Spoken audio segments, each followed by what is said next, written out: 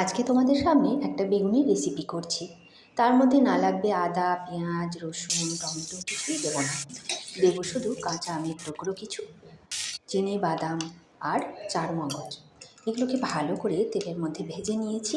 নিয়ে এবার মিক্সিং বাউলে সবগুলো একসাথে দিয়ে একটু কাঁচা লঙ্কা ও তেলে ভেজে নেব।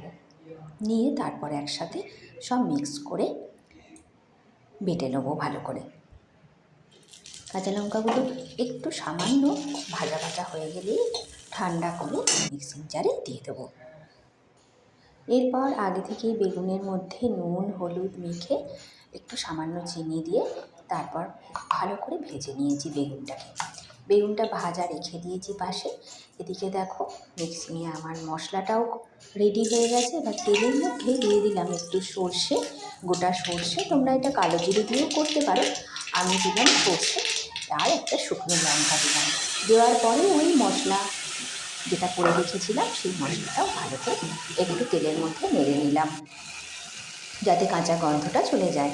এরপর একটু হলুদ দিলাম আর মিক্সিং বাউলের বাটিটা ধুয়ে এর মধ্যে দিয়ে দিলাম।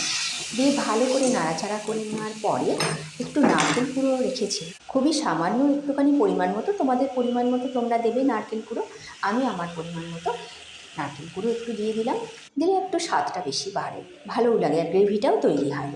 তারপর বেগুনগুলো আস্তে আস্তে ছেড়ে দিলাম, দিয়ে সামান্য একটু মিষ্টি দিতে পারো বা মধুও দিতে পারো। আমার ঘরে মধু নেই বলে আমি চিনি ব্যবহার করেছি, তোমরা গুঁড়ো ব্যবহার করতে পারো।